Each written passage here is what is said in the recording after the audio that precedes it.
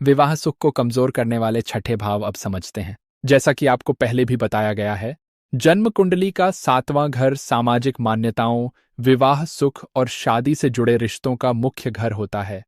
यदि कुंडली में 7वां घर मजबूत हो तो यह लॉन्ग टर्म पार्टनरशिप, वैवाहिक स्थिरता, आपसी समझ और जीवन साथी के पूर्ण सहयोग का संकेत देता है।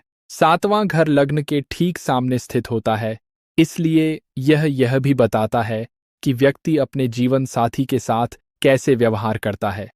अब विवाह के संदर्भ में हम छठे भाव की भूमिका को समझते हैं।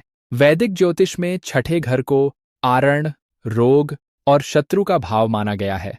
आमतौर पर इसे विवाह के लिए चुनौतीपूर्ण घर माना जाता है, क्योंकि यह रुकावट, वाद विवाद, तनाव, झगड़े और कानूनी मामलों को दर्शाता है।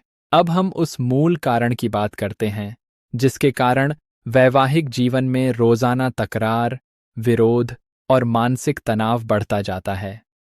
वैवाहिक सुख में कमी तब आती है जब पति या पत्नी में से किसी एक की कुंडली में छठा भाव अत्यधिक मजबूत होता है।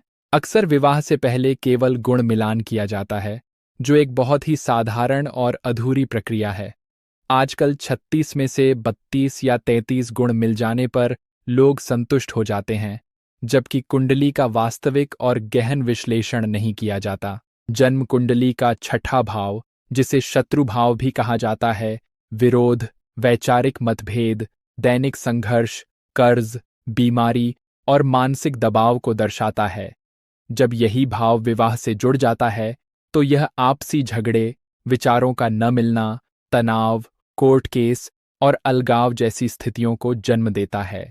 शादीशुदा जीवन पर मजबूत छठे भाव के प्रभाव स्पष्ट रूप से दिखाई देते हैं। स्वास्थ्य और तनाव के स्तर में वृद्धि होती है। फाइनेंशियल तनाव बढ़ता है क्योंकि छठा भाव कर्ज से जुड़ा होता है। दैनिक रूटीन और जिम्मेदारियों में असंतुलन आता है।